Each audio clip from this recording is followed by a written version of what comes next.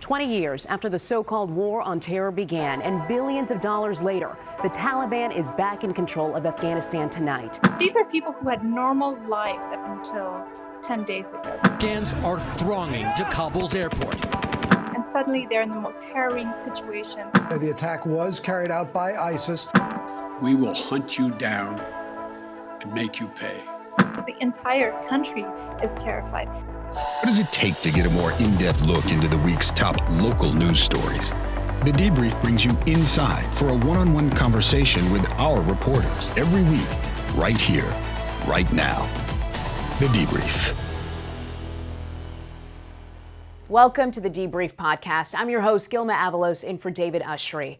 The situation in Afghanistan has gone from dire to deadly. Back-to-back bombings took the lives of more than 100 Afghan civilians in Kabul and 13 U.S. service members. ISIS took responsibility for those attacks carried out by suicide bombers. One blast took place at a crowded area outside Kabul's airport where families and children were gathered, waiting to be airlifted out of the country away from the long reach of the Taliban. We recorded an interview about the thousands of Afghans desperate to escape and the fate that will await those who continue to call that area home. Our interview took place less than 24 hours before the bombings. While the conversation has shifted, the stories of people risking everything to leave are still relevant, maybe now more than ever.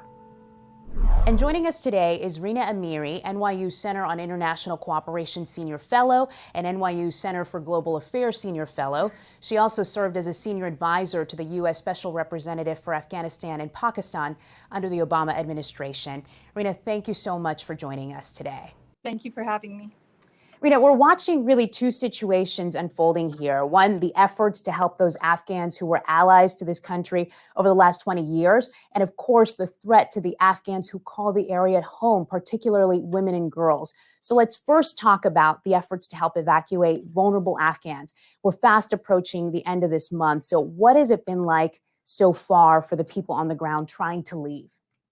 It's been chaos. The airport right now, I was just on the phone with friends and they said there's literally 10,000 people around the airport in the perimeters. No one can get in. And this happened because they recognized, President Biden's statement that it was very unlikely that he was going to change the evacuation deadline. And that's just caused panic. Everyone's shown up at the airport, those who have papers, those who don't.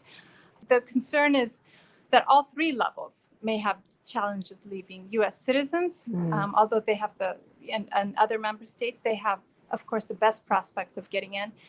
Then the allies, the interpreters, and the people who work both with the embassy as contractors, as staff, as well as the people that were working with the military. And then the most vulnerable population, the women, human rights defenders, the community most at risk. It looks very unlikely that they'll get out. We only have literally 2 days. They say August 31st, but they are going to close down operations as of Friday. They have to close down the airport. They have to break down their operations. So that they're giving themselves time to do that. Yeah, there's a real sense of urgency as that deadline looms. But getting on a plane, that does not mean that it's smooth sailing from there. We're seeing bottlenecks, people crowded in holding areas. So what has the experience of Afghans been as they're trying to escape and even getting on a plane? These are people who had normal lives up until 10 days ago. They had the lives that you and I did. They went to family dinners, they watched movies on TV, and suddenly they're in the most harrowing situation, clutching their children as they get tear gassed, as they get beaten up, as there's thousands of people. They run out of food, they run out of water. I get phone calls from people sobbing because they are so traumatized. And there are the people who now are realizing with a finality that they are going to be left behind and they are terror-stricken because they are on hit lists. I've worked in war zones in different contexts. In addition to working with the U.S., I worked in the UN and conflict areas. This is probably one of the most traumatic situations that I have been a part of. And of course, as you say, once these people get off the plane, the ones who actually are lucky enough to make it, they are leaving with nothing. They're not allowed to bring a suitcase. They're allowed to just bring enough of a bag for some food and water. Because the Taliban otherwise will stop them. So they're leaving with nothing. It's just profound loss, profound uncertainty. Yeah. Rena, you said that for the most part, people who are evacuating were leading the kind of lives that you and I are leading. Talk to me, if you would, about some of the gains that Afghan women and girls have made over the last 2 decades and the immediate changes that you're already seeing on the ground. It happened literally overnight. These are people who traveled inside and outside the country. They were politically active. They were social. They were dynamic. And then overnight, as the Taliban took over their provinces, their cities, suddenly they went silent. They would turn off their phones. Some buried their phones because they were so afraid, because the Taliban at checkpoints are checking people's phones. So they're burying their phones. And those that are courageous enough to have their phones, they're deleting their apps. They're in their houses with the lights off because the Taliban have been going to the houses of activists and leaders and interrogating them and their families. Most of the people that I know, women activists, human rights activists, journalists, they're they're sheltering. They don't feel that home is safe. Suddenly, they are in a terrifying situation overnight. Rena, I can't help thinking about the 20-year-olds who have not known another life, 20-year-olds and younger who have been accustomed to what life has been like over the last 2 decades. They don't know a different life. So how has all of this impacted them in just a couple of weeks? 65% of the population is under 20.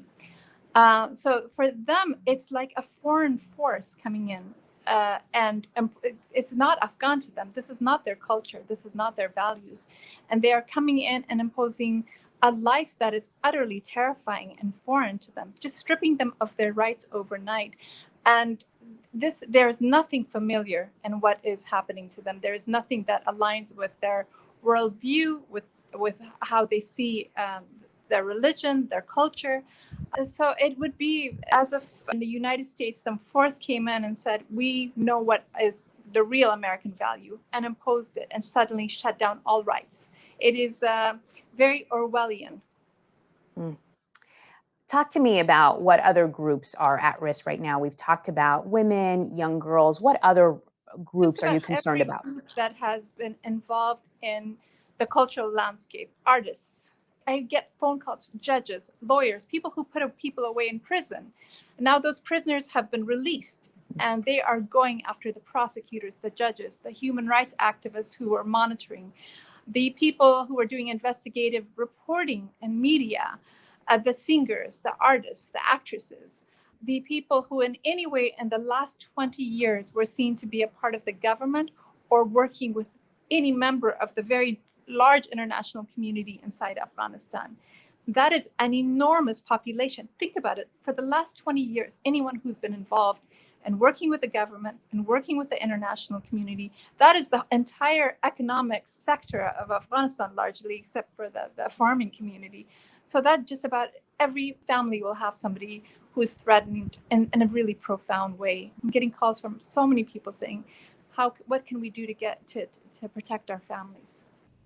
It's a terrifying time. I know, Rena. You mentioned that people are hiding their phones. Talk to me about the people who are courageously sharing their experiences, what's happening to them, because they're doing so at their own peril. So how are you and others here getting that information? They are saying that they're going to be killed in one way or another. They will either be killed because of their activities, or they will be killed because their spirit is being quashed. The essence of who they are as activists, as people, this is who they are. So they say that we're dead in one way or another, and some of them are willing to take that risk. So it's just they are put in a situation that one would not want on anyone. Yeah. And they're just incredibly courageous and resilient people. And it's just this should not happen to anyone, certainly not to these brave people that have weathered so much and that have stood as our allies for the last 20 years.